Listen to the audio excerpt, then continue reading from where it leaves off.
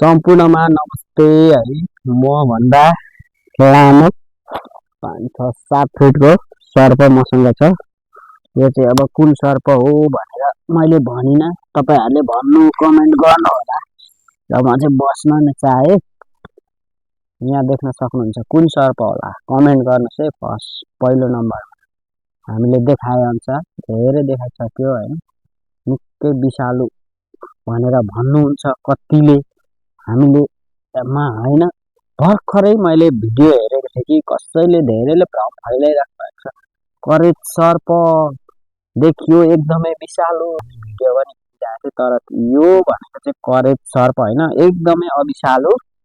अब भनिहालेँ है मैले, ऱ्याट स्नेक धामन सर्प हो, जसको चाहिँ यो सर्पमा हामीलाई असर गर्ने केही विष हुँदैन। हामीलाई डसिहाल्यो भने केही पनि हुँदैन, यति माथि माथि उड्छ।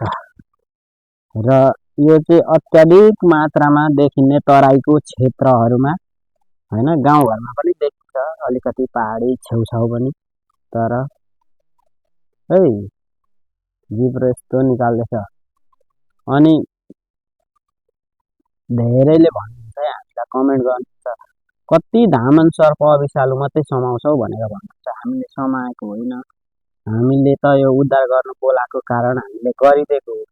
अविषालु भए पनि विषालु भए पनि उहाँहरू सर्प भनेपछि डराउनुहुन्छ।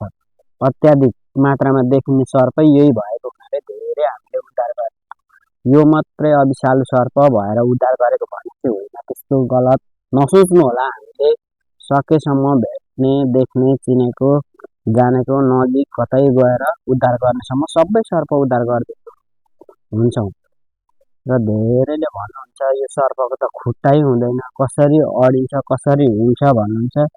यिनीहरूको खुट्टा भनेकै यो हो क्या, यो छाला जस्तै, यसले नै यिनीहरूको यस्तो यो धार जस्तो भएको हुन्छ, यसले नै माटोमा चाहिँ पुरै समाउँछ। हामीले दुलोतिर भएको सर्पलाई तान्न गाह्रो हुन्छ, यसरी बुझ्नुपर्ने हुन्छ। यो चाहिँ अविषालु सर्प हुनाले यसरी हामीले यसरी चलाइरहेका छौँ कि यसले डसिहाल्यो भने पनि केही हुँदैन भन्ने थाहा भएको कारणले।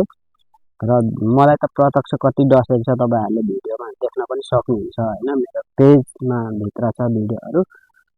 र हामीले यसरी चलाइराख्दा तपाईँहरूले कृपया नचलाउनु होला। र यसलाई चाहिँ अब सकुशल तरिकाले जानको लागि छोडिदिनेछु। ल यतै जान्छ, म यहीँदेखि छोडिदिन्छु यो।